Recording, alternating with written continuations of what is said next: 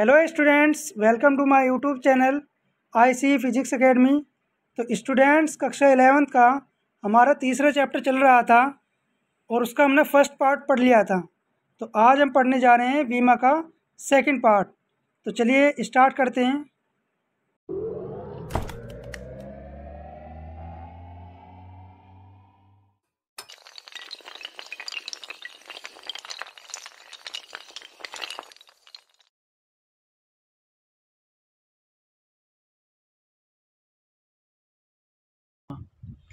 आज हम पढ़ेंगे इसका सेकंड पार्ट। इससे पहले वाले पार्ट में हमने ये डिस्कस करा था कि बीमा आखिर होती क्या है और बीमा के उपयोग बताए गए थे कि बीमा के 3 उपयोग होते हैं और उन 3 उपयोगों में से हमने एक उपयोग, पहला उपयोग जो था वो पढ़ लिया था। एक बार उसे दोहरा लेते हैं। फर्स्ट उपयोग था बीमा का कि बीमा की सहायता से एक पद्धति के मात्रक को दूसरी पद्धति में बदलना। ये पहला उपयोग हमने इससे पहले वाली वीडियो में पढ़ लिया था। इसके लिए एक फॉर्मूला बताया गया था, N2 बराबर N1 bracket L1 upon L2 की घात A, T1 अपॉन T2 की घात C और M1 अपॉन M2 की घात B। ये जो फॉर्मूला लिखा हुआ है, इसकी सहायता से हम एक पद्धति के मात्रक को दूसरी पद्धति में आसानी के साथ बदल सकते थे। ठीक है, आज हम पढ़ेंगे बीमा का दूसरा और तीसरा उपयोग। तो दूसरा उपयोग होता है बीमा का कि बीमा की सहायता से किसी भौतिक समीकरण की सत्यता की जांच करना। कोई भी आपको भौतिक समीकरण दी जाएगी और ये कहा जाएगा कि इसे ये बताइए कि ये समीकरण सही है या गलत है बीमा की सहायता से। और तीसरा उपयोग होता है बीमा का कि बीमा की सहायता से विभिन्न भौतिक राशियों में संबंध स्थापित करना। बहुत सारी आपको भौतिक राशियाँ दी जाएंगी, उनमें आपको संबंध, रिलेशन निकालना होगा बीमा की सहायता से। तो आज हम डिस्कस करेंगे दूसरा उपयोग इसका। तो स्टार्ट करते हैं। दूसरा उपयोग कहता है कि बीमा की सहायता से किसी भौतिक समीकरण की सत्यता की जांच करो। इसका एक एग्जांपल लेते हैं उदाहरण के तौर पर। जैसे कि वो आपसे कहेगा न्यूमेरिकल में कि बीमा की सहायता से समीकरण दी गई है आपको F बराबर एम ए। ये इक्वेशन दी गई है F बराबर एम ए की सत्यता की जांच करो। किसकी सहायता से? और बीमा की सहायता से। तो ये आपका दूसरे उपयोग के अंतर्गत आते हैं इस तरह के सवाल। ठीक है, कि बीमा की सहायता से किसी भौतिक समीकरण की सत्यता की जांच करनी है हमें, तो कैसे करेंगे? तो इसके लिए हमने एक उदाहरण लिया है कि बीमा की सहायता से समीकरण F बराबर एम ए की सत्यता की जांच करो। तो किस तरीके से करेंगे कि ये समीकरण सही है या गलत है बीमा की सहायता से। तो सॉल्यूशन स्टार्ट करते हैं इसका। सबसे पहला आपको सॉल्यूशन में लिखना है LHS। इसकी फुल फॉर्म होती है आपकी लेफ्ट हैंड साइड। ठीक है, तो लेफ्ट हैंड साइड की बीमा लिखेंगे, यानी कि बल की बीमा होती है F की आपकी MLT-2। ये बीमा हो गई। इसके बाद लिखेंगे राइट हैंड साइड की बीमा RHS की बीमा लिखने पर।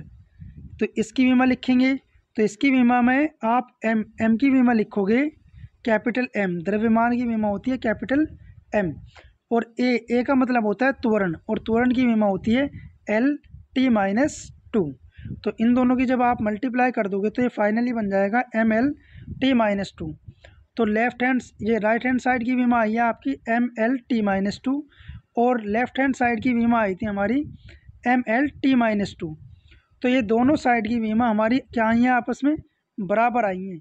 तो इसके अकॉर्डिंग हमने दिखा दिया है कि बीमा की सहायता से ये जो फॉर्मूला था F बराबर एम ए समीकरण थी, ये सत्य है।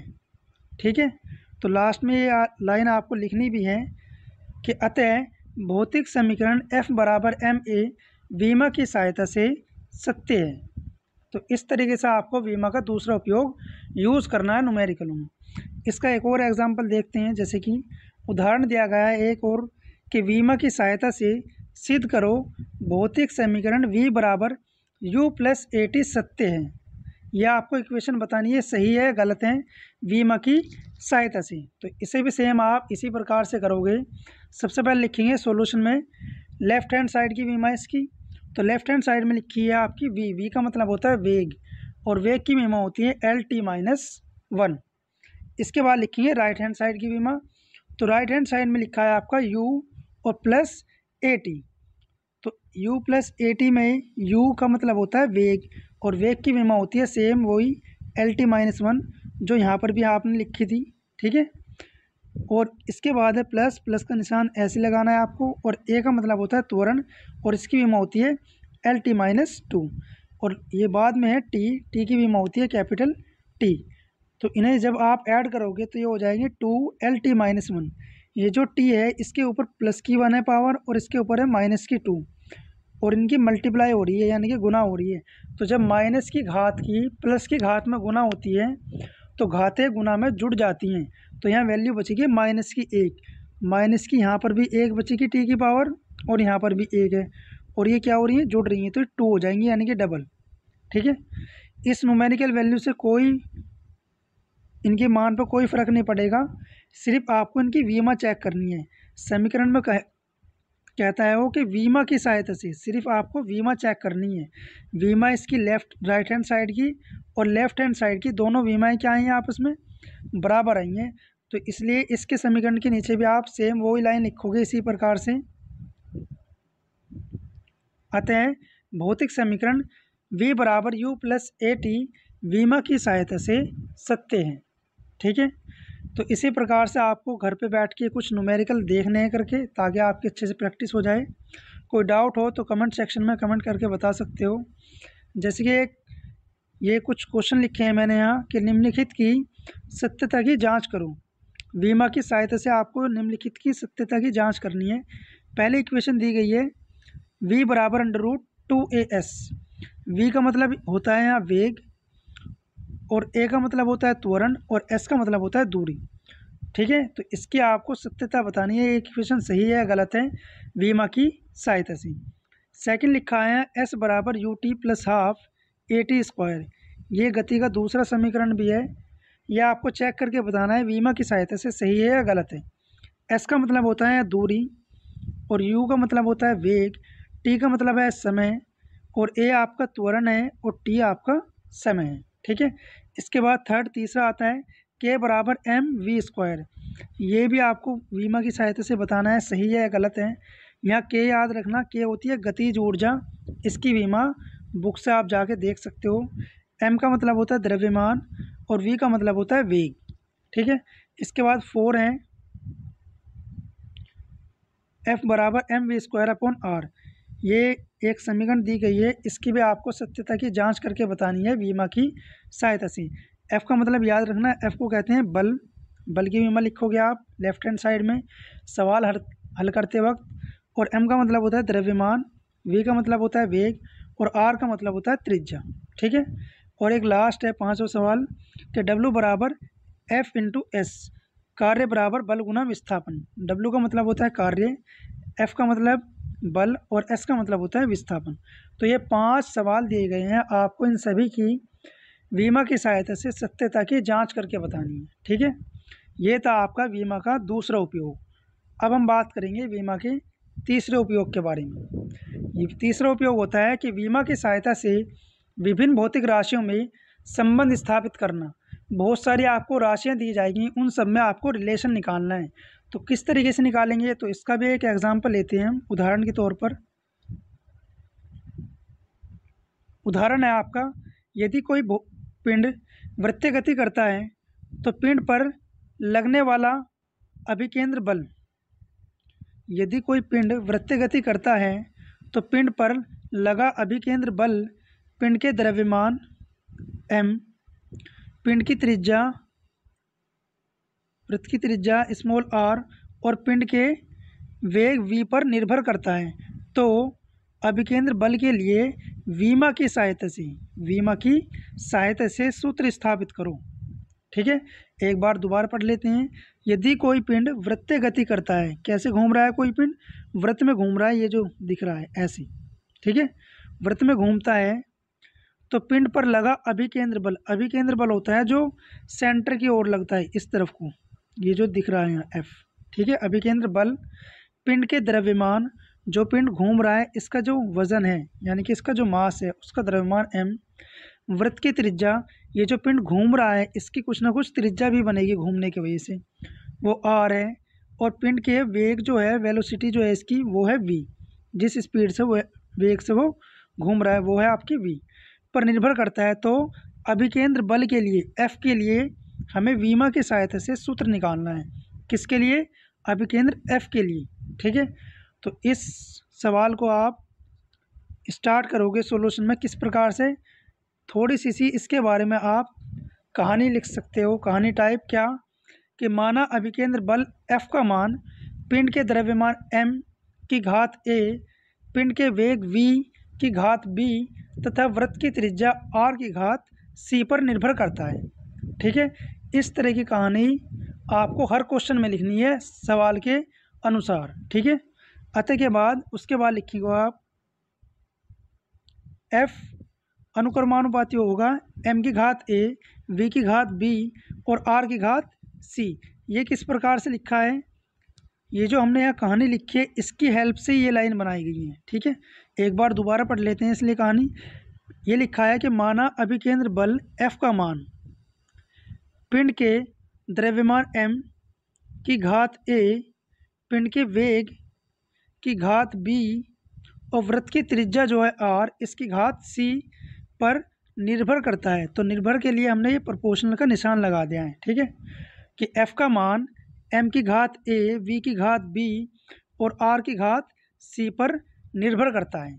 ठीक है, तो इस प्रोपोर्शनल के निशान को हम हटा देंगे तो एक कांस्टेंट लगा देंगे जिसे हम कह देते हैं k, या कुछ और भी लगा सकते हैं। ठीक है, लेकिन मोस्टली ज़्यादातर क्या लगाते हैं, कांस्टेंट k लगा देते हैं। ये प्रोपोर्शनल का निशान हट जाएगा, फिर बराबर का निशान के बाद क्या लगा देंगे हम, कांस्टेंट है k। ये बन जाएगी आपकी इक्वेशन नंबर फर्स्ट। इसके बाद लिखना है आपको ये जो k है ये क्या है कि जहाँ k एक नियतांक है। ठीक है, और इसके बाद आपको इस समीकरण की जो इक्वेशन बनी है आपकी फर्स्ट, इसके दोनों पक्षों की वीमा लिखनी है। दोनों पक्षों की वीमा लिखने पर ये जो समीकरण फर्स्ट बनी है इसकी दोनों पक्षों की वीमा लिखेंगे। इसकी लेफ्ट हैंड साइड में लिखा है F यानी कि बल, और बल की वीमा होती है mL/t-2। ठीक है, राइट हैंड साइड में आते हैं। राइट हैंड साइड में लिखा है कि m की घात a, v की घात b और r की घात c। याद रखना k क्या है, नियतांक है, कांस्टेंट है, जो हमने अपने पास लगाया था इस प्रोपोर्शनल के निशान को हटाने के लिए। तो इसकी कोई वीमा नहीं होगी। ठीक है, m का मतलब होता है पिंड का द्रव्यमान और इसकी वीमा होती है कैपिटल M। इसकी घात a है तो हमने यहाँ a लिख दी है। ठीक है, इसके बाद है v का मतलब है पिंड का वेग, और वेग की वीमा होती है L/t-1। पावर इसकी b थी तो यहाँ b लिख दी है। इसके बाद r है, r के मतलब होता है वृत्त की त्रिज्या, और त्रिज्या को नापने के लिए हम मीटर का इस्तेमाल करेंगे, और मीटर की वीमा होती है कैपिटल L। पावर इसकी c थी तो यहाँ पे हमने c लिख दिया है। ठीक है, इसके बाद ये जो वीमा लिखी है इनकी मल्टीप्लाई कर देते हैं, मतलब m के ऊपर 1 है इधर लेफ्ट हैंड साइड में, और राइट हैंड साइड पे m के ऊपर a लिखा हुआ है, और राइट हैंड साइड में l के ऊपर b भी है और c भी है। तो इनकी जब आप मल्टीप्लाई करोगे तो यहाँ mL/t-2 और राइट हैंड साइड में m की पावर a और l की पावर आ जाएगी b+c, क्योंकि गुना में घातें जुड़ जाती है और t की पावर बचेगी माइनस का b। इसके बाद आपको करना है कि दोनों पक्षों की जो घात हैं उनकी तुलना करनी है। तुलना कैसे करनी है, यहाँ m के ऊपर लिखा हुआ था आपका राइट हैंड साइड में a लिखा हुआ है यहाँ राइट हैंड साइड में, और लेफ्ट हैंड साइड में लिखा है m के ऊपर 1। पावर यदि 1 है तो 1 को हम दिखाते नहीं है, प्रदर्शित करते नहीं है, तो उसके ऊपर ये पावर है आपकी 1। तो यहाँ a की वैल्यू आ गई आपकी 1। l के ऊपर है b+c, तो l के ऊपर इधर है आपका 1, तो b+c का मान आ गया 1 के बराबर। और t के ऊपर है माइनस का b, और t के ऊपर है माइनस का 2, तो माइनस का b बराबर आ गया -2 की। तो इस तरीके से a की वैल्यू हमने निकाली है कितनी, 1, और b की वैल्यू आ गई है हमारी 2।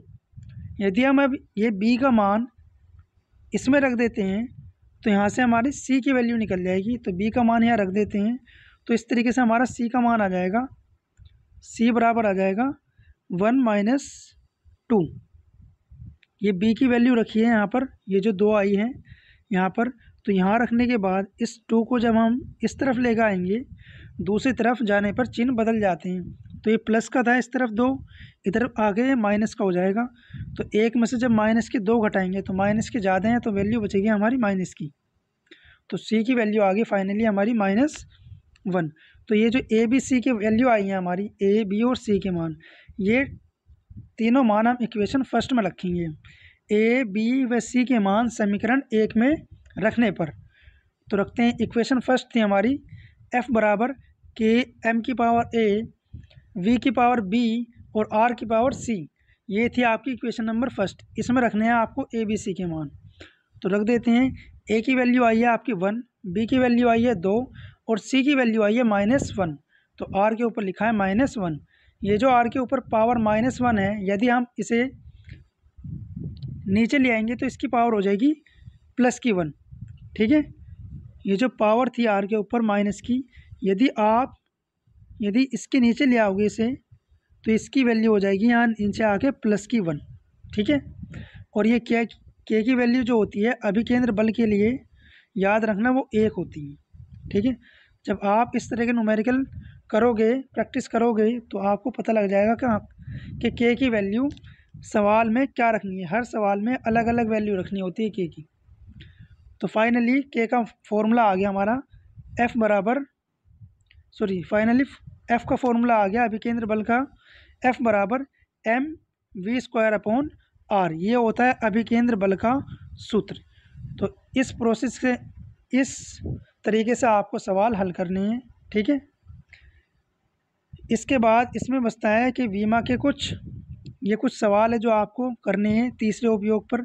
जैसे कि पहला है आपका, सिद्ध करो समीकरण के बराबर 1/2 mv अशुद्ध है। अशुद्ध का मतलब ये अभी कुछ कमी है इसमें, ये गलत है, तथा वीमा की सहायता से सही समीकरण भी ज्ञात करनी है आप। ठीक है, पहले तो ये बताना है कि समीकरण ये गलत है, तो इसके लिए क्या करोगे आप, वीमा का दूसरा उपयोग लगाओगे। इसके बाद सही समीकरण यदि निकालनी है तो वीमा का तीसरा उपयोग लगाओगे, तब निकलेगा। ठीक है, इसके बाद दूसरा सवाल है कि दो पिंडों के बीच लगने वाला गुरुत्वाकर्षण बल दोनों पिंडों के द्रव्यमानों तथा उनके बीच की दूरी पर निर्भर करता है। तो विमेय विधि से आकर्षण बल के लिए सूत्र स्थापित करो। कौन सी विधि से, वीमा की सहायता से। तो ये इक्वेशन थर्ड यानी कि आपका तीसरा नियम के अकॉर्डिंग ये वाला सवाल आपको हल करना है। ठीक है, इसके बाद एक और है अगला सवाल, किसी पिंड की ऊर्जा E पिंड के द्रव्यमान m व प्रकाश की चाल c पर निर्भर करती है। तो विमीय विधि से पिंड की ऊर्जा के लिए सूत्र स्थापित कीजिए। तो ये भी आपको न्यूमेरिकल करके देखना है। यदि इनमें किसी भी न्यूमेरिकल में कोई डाउट हो तो आप कमेंट सेक्शन में कमेंट करके पूछ सकते हो, बता सकते हो। ठीक है, ये चौथा आपका सवाल है कि किसी पिंड का वेग v, ऊंचाई h और गुरुत्वीय त्वरण g पर निर्भर करता है। तो पिंड के वेग के लिए सूत्र स्थापित कीजिए। ये याद रखना है, जिसका फॉर्मूला आपको पूछना है उसे रखना है आपको लेफ्ट हैंड साइड में, और बाकी वैल्यू जो है वो रखनी है आपको राइट हैंड साइड में। ठीक है, इस तरीके से आपको ये न्यूमेरिकल करके देखने हैं। लास्ट टॉपिक बचता है इस चैप्टर का आपका वीमा के दोष। वीमा के जैसे उपयोग थे, हमने 3 उपयोग पढ़े हैं, ऐसी वीमा के दोष भी है, यानी कि वीमा में कुछ कमियां भी हैं। कमी होती है वीमा में 4, याद रखना है। सबसे पहली कमी है आपकी, वीमा की सहायता से किसी नियतांक का मान ज्ञात नहीं किया जा सकता है। ठीक है, ये बहुत मेन पॉइंट है जो आपको याद रखना है कि वीमा की सहायता से हम किसी नियतांक का मान ज्ञात नहीं कर सकते। ठीक है, जैसे स्मॉल g की वैल्यू 9.8 मीटर/सेकंड² होती है, तो वो वैल्यू नहीं निकाल सकते आप वीमा की सहायता से। तो वीमा की सहायता से किसी नियतांक का मान ज्ञात नहीं कर सकते। सेकंड दोष है इसका, दूसरा दोष होता है कि वीमा की सहायता से 3 से अधिक भौतिक राशियों में संबंध स्थापित नहीं कर सकती। यदि 3 से ज़्यादा भौतिक राशियाँ आ रही हैं तो उनमें हम संबंध स्थापित नहीं कर सकते। क्यों नहीं कर सकते? क्योंकि हमारे पास वीमा में सिर्फ 3 ही वेरिएबल होते हैं, 3 ही वी में संकेत होते हैं। कौन कौन से थे वो आपके? एम, एल और जी, टी था। ठीक है, लास्ट था आपका टी। तो ये 3 थे, इनकी सहायता से आप वीमा के सूत्र निकाल सकते हो। तो ये वेरिएबल जब 3 है तो आप 3 से अधिक भौतिक राशियों में संबंध स्थापित नहीं कर सकते, क्योंकि हमारे पास वेरिएबल ही कितने हैं? सिर्फ ये चर ही कितने होते हैं? सिर्फ 3 ही होते हैं। वी में संख्या सिर्फ 3 ही यूज़ करते हैं हम बीमा के उपयोगों में। ठीक है, तीसरा दोष है इसमें कि बीमा की सहायता से केवल गुणनफल पर आधारित सूत्र प्राप्त किए जा सकते हैं। ये हमने अभी अभी देखा था। जितने भी फॉर्मूले आप सिद्ध करोगे बीमा के तीसरे उपयोग से, वो सारे गुणा में होंगे। गुणा में हो सकते हैं, भाग में हो सकते हैं। ठीक है, जोड़ में नहीं हो सकते और ना घटा में हो सकते हैं। तो तीसरा दोष इसमें यही है कि बीमा की सहायता से केवल गुणनफल पर आधारित सूत्र प्राप्त किए जा सकते हैं। जोड़ने तथा घटाने संबंधित पदों वाले सूत्र स्थापित नहीं किए जा सकते। यानी कि ये वाले फॉर्मूले आप निकाल नहीं सकते, घटाने वाले और जोड़ने वाले बीमा की सहायता से। ठीक है, और लास्ट दोष है इसका कि बीमा की सहायता से त्रिकोणमितीय यानी कि साइन थीटा, कोस थीटा वगैरह, चरघातांकी यानी कि e की पावर x की तरह वैल्यू जो होती हैं, तथा लघु गुणकीय यानी कि log x वगैरह जो होती हैं, आदि समीकरणों का मान ज्ञात नहीं कर सकते बीमा की सहायता से। ठीक है, तो ये आपके 4 दोष थे बीमा के, जो अक्सर एग्ज़ाम में पूछ लिए जाते हैं। तो इन्हें भी आपको अच्छे से पढ़ लेना है। ठीक है, तो मिलते हैं अगली वीडियो में एक नए टॉपिक के साथ। तब तक के लिए चैनल को लाइक, शेयर, सब्सक्राइब करना ना भूलें। Take care, bye bye.